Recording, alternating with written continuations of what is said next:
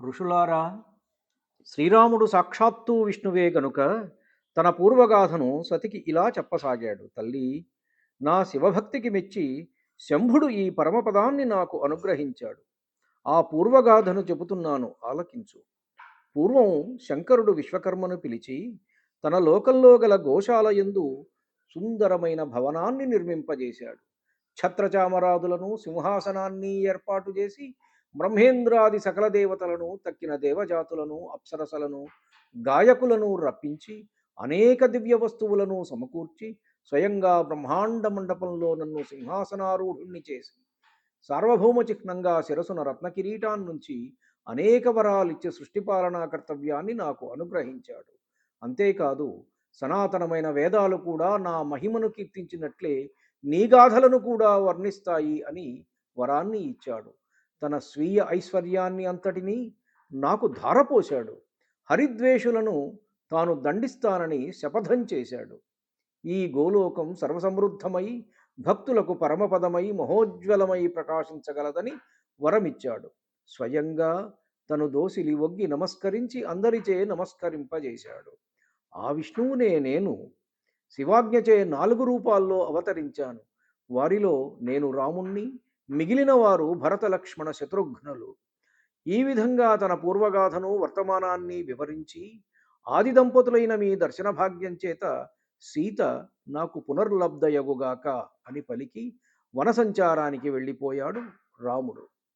భర్త అయిన శంకరుని మాట మీద ఆదరాన్ని కోల్పోయి స్వతంత్రించి శ్రీరాముణ్ణి పరీక్షించి జ్ఞానోదయాన్ని పొందిన సతి శోకవ్యాకులయ్యి విషణ్ణవదనంతో భర్త ముందు నిలబడింది.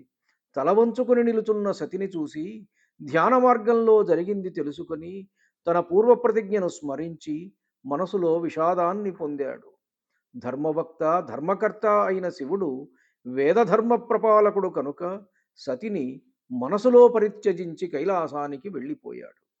మార్గమధ్యంలో ఆకాశవాణి శివుని ధర్మనిష్టకు మెచ్చి, శంకరా, నీవు ధన్యుడవు, నీతో సమంగా ప్రతిజ్ఞాపాలనను నెరవేర్చుకోగల మహాయోగి మరి ఒకడు లేడు అని కీర్తించింది. ఆ పలుకులను విన్న సతి కాంతిని కోల్పోయి, నాథ, మీ ప్రతిజ్ఞ ఏమిటో నేను వినదగునా అని కోరినా శివుడు బదులు చెప్పలేదు.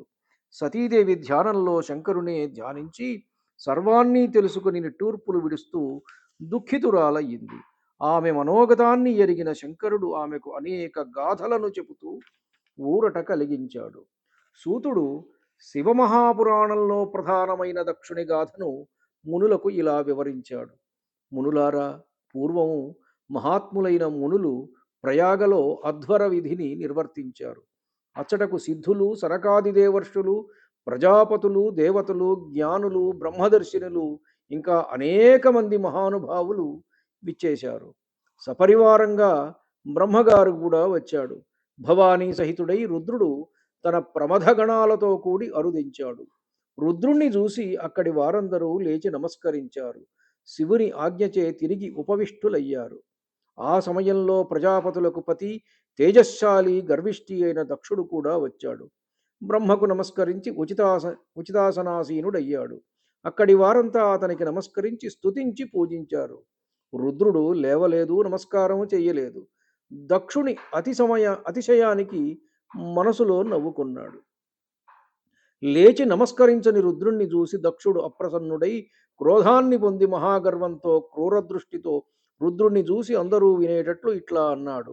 ఈ దేవదానవ బ్రాహ్మణ శ్రేష్ఠులంతా నాకు లేచి నిలబడి నమస్కరించారు గాని ప్రేత పిశాచ సంవృతుడైన ఈ శ్మశానవాసి, ఈ లజ్జాపరిత్యాగి, ఈ నీతి విదూరుడు, ఈ వేదబాహ్యుడు, ఈ అమంగళకరుడు నన్ను ధిక్కరించేటంత గర్విష్ఠి ఎలా అయ్యాడు?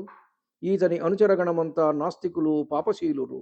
వారు వైదికాచార సంపన్నులైన బ్రాహ్మణులను చూసి పరిహసిస్తారు. ఈ రుద్రుడు భార్యయందు అధిక ప్రేమోన్మత్తుడు. ఇతన్ని వధించడానికి నాకు మీరు అనుజ్ఞ ఇవ్వండి. ఈ పైనుండి వీడు యజ్ఞబహిష్కృతుడు. శ్మశానవాసి వికృత రూపి అయిన వీడితో కూడి దేవతలు యజ్ఞభాగాన్ని స్వీకరింపకుందురుగాక అని శపించాడు.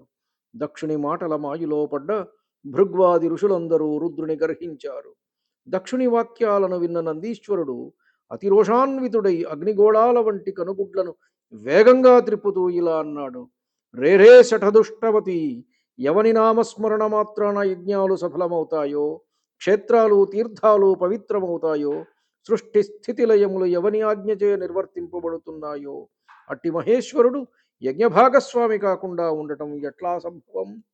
ఈ విధంగా ఎదుర్కొన్న నందిని దక్షుడు ఇలా శపించాడు: ఓరీ నంది, మీ రుద్రగణాల వారందరూ వేదబాహ్యులు అగుదురుగాక. నాస్తికులు, శిష్టాచార బహిష్కృతులు, మదిరాపాన నిరతులు, జడలను భస్మను ఎముకలను ధరించువారు అగుదురుగాక. గర్విష్ఠి అయిన దక్షుని శాపానికి శిలాద కుమారుడు తేజశ్శాలి శివప్రియుడు అయిన నంది ఇలా ప్రతిశాపమిచ్చాడు: రేరే మూర్ఖ, నా స్వామి అయిన శివతత్వాన్ని తెలుసుకోలేక వృధాగా శపించావు. ఇక్కడున్న భృగ్వాది ఋషులు కూడా మహేశ్వరుని పరిహాసం చేశారు. రుద్రుని యందు విముఖత గల వారిని నేను శపిస్తున్నాను. మీరు వేదముల యొక్క అర్థవాదమందు మాత్రమే శ్రద్ధ గలవారై వేద తత్వ బహిర్ముఖులు అగుదురుగాక. మీరు కామనలతో కూడిన మనస్సు గలవారై స్వర్గం తప్ప ఇంకేమీ లేదనే అజ్ఞానంతో నిత్యము సత్యము అయిన పరబ్రహ్మతత్వాన్ని తెలుసుకోలేక అరిషడ్వర్గాదులచే పీడింపబడుతూ సిగ్గువీడి నిత్య యాచకులై సంచరింతురుగాక. ధన సంపాదనే ధ్యేయంగా గల దరిద్రులగుదురుగాక. పరమేశ్వరుని విషయంలో దుష్టమతి అయి దేవతలలో ఒకనిగా భావించిన ఈ దక్షుడు తత్వ విముఖుడగుగాక. గ్రామ్య సుఖాలయందు ఆసక్తి కలవాడై కేవలం కర్మతంత్రాన్ని విస్తరించువాడై ఆత్మజ్ఞానాన్ని విస్మరించి ఇదే శాశ్వత వేదధర్మమని భ్రమించి ఈ దక్షుడు పతనమగుగాక. ఇతడు తొందరలోనే మేకముఖం గలవాడు అగుగాక అని నందీశ్వరుని యొక్క దారుణ శాపానికి అక్కడి వారంతా హాహాకారాలు చేశారు. శివతత్వాన్ని ఎరిగిన బ్రహ్మ దక్షుని భృగ్వాది బ్రాహ్మణులను మందలించాడు. నందిశాపాన్ని విన్న సదాశివుడు మధురంగా నందికిలా బోధించాడు: నంది, మహాప్రాజ్ఞ, నువ్వు కోపించడం తగదు. నేను దక్షునిచే శపించబడ్డానని నువ్వు భ్రమించి బ్రాహ్మణులను వృధాగా శపించావు. వేదాలు మంత్రాక్షరాలతో సూక్తాలతో నిండి ఉంటాయి. సర్వప్రాణులు ఆత్మసూక్తమందు ప్రతిష్ఠితమై ఉంటాయి. కాబట్టి అట్టి ఆత్మ ప్రతిపాదకమగు వేదాన్ని అధ్యయనం చేసిన విప్రులను నిందించడం తగదు. ఎంత మానసిక క్షోభ కలిగినా వేదాలను దూషించరాదు. నేనిప్పుడు శాపాన్ని పొందలేదు, నువ్వు తత్వాన్ని తెలుసుకో. సనకాది మహర్షులకు జ్ఞానబోధ చేసిన ధీశాలివి. శాంతుడవుక. యజ్ఞాన్ని, యజ్ఞకర్మను, యజ్ఞాంగాలను, యజమానిని అన్నీ నేనే. యజ్ఞ బాహ్యుడను కూడా నేనే. తత్వదృష్ట్యా అన్నీ నేనే. ఈ బుద్ధితో పరికిస్తే నీ శాపం వ్యర్థమే గదా. ఓ ప్రియమైన నంది, తత్వజ్ఞానంచే ప్రపంచ రచనను అర్థం చేసుకొని ఎప్పుడూ ఆత్మనిష్టలో ఉండు. శంకరుని ప్రబోధానికి నంది శాంతుడయ్యాడు. రుద్రుడు తన అనుచరగణాలతో కూడి స్వస్థానాన్ని చేరుకున్నాడు.